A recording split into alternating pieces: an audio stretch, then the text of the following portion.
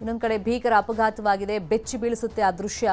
ಚಾಲಕನ ನಿಯಂತ್ರಣ ತಪ್ಪಿ ಕಂಬಕ್ಕೆ ಕಾರ್ ಡಿಕ್ಕಿ ಹೊಡೆದಿದೆ. ಕೇರಳದ ಕಾಸರಗೋಡಿನಲ್ಲಿ ನಡೆದಿರುವಂತಹ ಘಟನೆ. ಭೀಕರ ಅಪಘಾತ.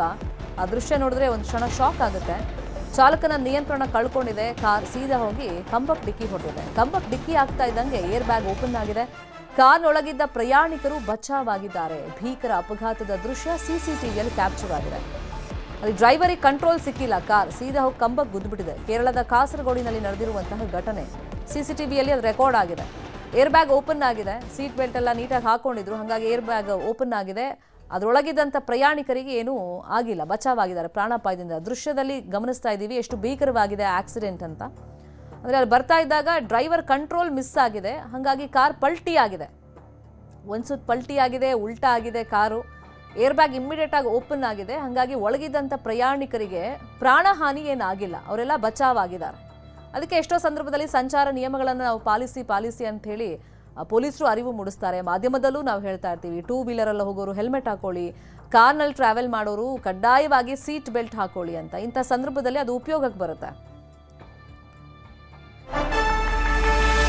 ಇನ್ನೊಂದು ಕಡೆ ಗದಗ್ನ ನರಗುಂದ ಬಳಿಯಲ್ಲಿ ಭೀಕರ ಅಪಘಾತ ಸಂಭವಿಸಿದೆ. ಓವರ್ಟೇಕ್ ಮಾಡುವಂತ ಸಂದರ್ಭದಲ್ಲಿ ಲಾರಿಗೆ ಕಾರ್ ಡಿಕ್ಕಿ ಹೊಡೆದಿದೆ. ಜುಲೈ 12ನೇ ತಾರೀಕು ನಡೆದಿದ್ದಂತ ಭೀಕರ ಅಪಘಾತ ಇದು. ಅಪಘಾತದಲ್ಲಿ ಕಾರಾಗೃಹದ ಸಿಬ್ಬಂದಿ ಮೃತಪಟ್ಟಿದ್ದಾರೆ, ಸಂಗಪ್ಪ ಅಂತ. ಅಪಘಾತದ ದೃಶ್ಯ ಲಾರಿಯಲ್ಲಿದ್ದ ಕ್ಯಾಮೆರಾದಲ್ಲಿ ಕ್ಯಾಪ್ಚರ್ ಆಗಿದೆ. ನರಗುಂದ ಠಾಣಾ ವ್ಯಾಪ್ತಿಯಲ್ಲಿ ಈ ಘಟನೆ ನಡೆದಿದ್ದು.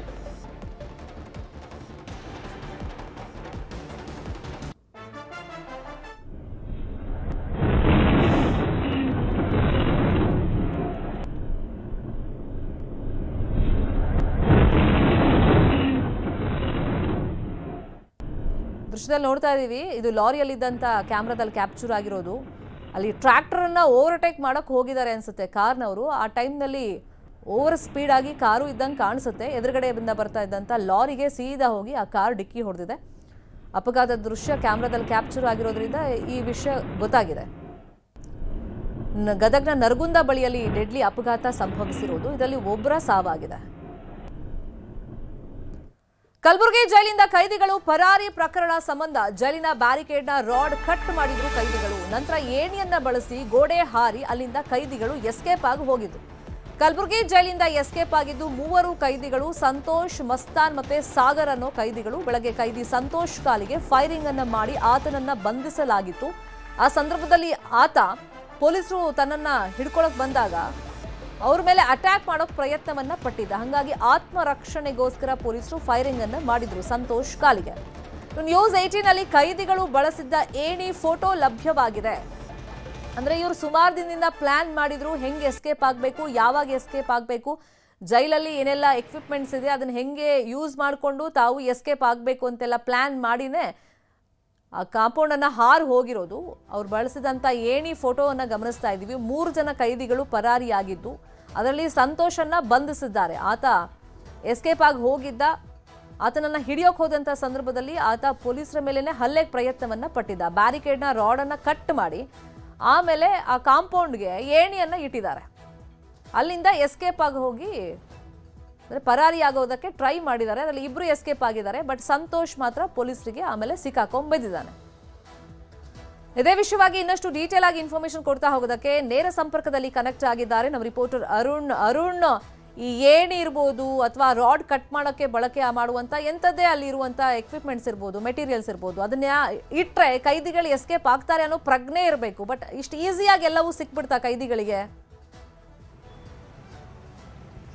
ಧನುಶ್ರೀ, ಅಂದರೆ ಕಲಬುರಗಿ ಜೈಲಲ್ಲಿ ಕೈದಿಗಳಿಗೆ ಸುರಕ್ಷಿತವಾಗಿ ಬ್ಯಾರಿಕೇಡ್ನಲ್ಲಿ ಹಾಕಿರ್ತಾರೆ. ಆದರೆ ಅಲ್ಲಿದ್ದಂಥ ಏನು ಸಿಬ್ಬಂದಿ ನಿರ್ಲಕ್ಷ್ಯಕ್ಕೆ ಈ ಒಂದು ಕೈದಿಗಳು ಎಸ್ಕೇಪ್ ಆಗಲು ಸಹಾಯವಾಗಿರುತ್ತೆ ಅಂತ ಹೇಳ್ಬೋದು. ಯಾಕಂತಂದರೆ ಕಲಬುರಗಿ ಜೈಲಿನಲ್ಲಿ ದುಡ್ಡು ಕೊಟ್ಟರೆ ಏನೆಲ್ಲ ಸಿಗುತ್ತೆ ಅನ್ನೋದಕ್ಕೆ ಇದು ತಾಜಾ ಉದಾಹರಣೆ. ಯಾಕಂದರೆ ಅಲ್ಲಿ ಸಾಕಷ್ಟು ಸುಮಾರು 100 ಜನ ಸಿಬ್ಬಂದಿಗಳಲ್ಲಿ ಕೈದಿಗಳನ್ನು ಕಾಯೋಕ್ಕಿರ್ತಾರೆ. ಆದರೆ ಕೈದಿಗಳು ಎಸ್ಕೇಪ್ ಆಗಿ ಹೋಗೋವರೆಗೂ ಕೂಡ ಯಾರು ಗಮನಕ್ಕೂ ಬಂದಿಲ್ವ ಅನ್ನೋದು ಪ್ರಶ್ನೆಯನ್ನು ಕಾಡ್ತಾ ಇರುವಂಥದ್ದು. ಯಾಕಂತಂದರೆ ಅಲ್ಲಿದ್ದಂಥ ಸಿಬ್ಬಂದಿಗಳು ಯಾರಾದರೂ ಅವರ ಜೊತೆ ಕೈ ಜೋಡಿಸ್ತಾರ ಅನ್ನೋ ಕೂಡ ಅನುಮಾನ ವ್ಯಕ್ತವಾಗ್ತಾ ಇದೆ. ಯಾಕಂದರೆ ಕಲಬುರಗಿ ಕಲಬುರಗಿ ಜೈಲಿನಲ್ಲಿ ಕನ್ಸ್ಟ್ರಕ್ಷನ್ ನಡೀತಾ ಅದು ಕನ್ಸ್ಟ್ರಕ್ಷನ್ ನಡೆಯುವಂಥ ಸಂದರ್ಭದಲ್ಲಿ ಅಲ್ಲಿ ಏಣಿಯನ್ನು ಇಡಲಾಗಿತ್ತು.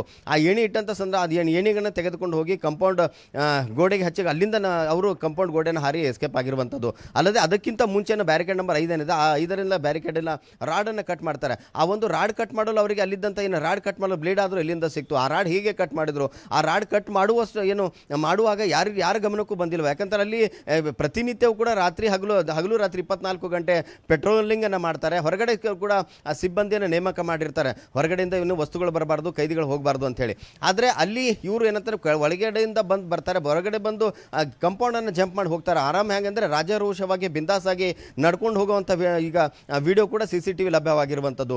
ಇಷ್ಟೆಲ್ಲ ಆಗ್ತಾ ಇದ್ರು, ಸಿಬ್ಬಂದಿಗಳು ಏನು ಮಾಡ್ತಾ ಇದ್ರು ಅನ್ನೋದಕ್ಕೆ ಪ್ರಶ್ನೆಯನ್ನು ಕಾಡ್ತಾ ಇರುವಂಥ. ಅಲ್ಲದೆ ಈಗ ಏನು 3 ಜನ ಸಜಾಬಂದಿ ಕೈದಿಗಳು ಎಸ್ಕೇಪ್ ಅನ್ನು ಆಗಿದ್ರು, ಸಾಗರ್, ಮಸ್ತಾನ್ ಮತ್ತು ಸಂತೋಷ್. ಇವ್ರು ಏನಂತಂದರೆ ಹೋದಂಥ ಇಬ್ಬರು ಏನಂತಂದರೆ ಎಸ್ಕೇಪ್ ಆಗಿರುವಂಥದ್ದು. ಇನ್ನು ಓರ್ವ ಏನು ಸಂತೋಷ್ ಇದ್ದಾನೆ ಅವ್ರ ತನ್ನನ್ನು ಬಂಧಿಸಿ ಈಗ ಕಲಬುರಗಿ ಪೊಲೀಸರು ಬಂಧಿಸುವಂಥ ಸಂದರ್ಭದಲ್ಲಿ ಅವರ ಪೊಲೀಸರ ಮೇಲೆ ಅಟ್ಯಾಕನ್ನು ಮಾಡ್ತಾರೆ. ಅಟ್ಯಾಕ್ ಮಾಡಿದಂಥ ಸಂದರ್ಭದಲ್ಲಿ ಆತ್ಮರಕ್ಷಣೆಗಾಗಿ ಪೊಲೀಸರು ಏನು ತನ್ನ ಕಾಲಿಗೆ ಗುಂಡನ್ನು ಹಾರಿಸಿರುವಂಥದ್ದು. ಇಷ್ಟೆಲ್ಲ ಏನಂತಾರೆ ಜೈಲಿನಲ್ಲಿ ಸುರಕ್ಷತೆ ಇರ್ತಾ ಇದೆ. ಕೈದಿಗಳ ಕಾಯಕ್ಕೆ 100 ಜನ ಅವರಿಗೆ 100 ಕೋಟಿನ ಖರ್ಚನ್ನು ಮಾಡಿ ಇವ್ರಿಗೆ ನಿಗರಾಣಿ ಮಾಡೋಕ್ಕೆ ಇಟ್ಟಿರ್ತಾರೆ. ಆದರೆ ಇಷ್ಟೆಲ್ಲ ಏನು ಟೈಟ್ ಸೆಕ್ಯೂರಿಟಿ ಇದ್ರು ಹೇಗೆ ಹೋಗಿದ್ರು ಅನ್ನೋದ್ರ ಬಗ್ಗೆ ಈಗ DIG ಅವರು ಜೈಲಿಗೆ ಭೇಟಿ ನೀಡಿ ಅಲ್ಲಿ ಪರಿಶೀಲನೆ ನಡೆಸ್ತಾ ಇದ್ದಾರೆ. ಯಾರೆಲ್ಲ ಅಧಿಕಾರಿಗಳು ಇದರಲ್ಲಿ ಲೋಪ ಮಾಡಿದರೆ ಅವ್ರ ವಿರುದ್ಧ ನಿರ್ದಾಕ್ಷಿಣ್ಯ ಕ್ರಮ ಕೈಗೊಳ್ತೀನಿ ಅಂತ ಹೇಳ್ತಾ ಇರುವಂಥದ್ದು.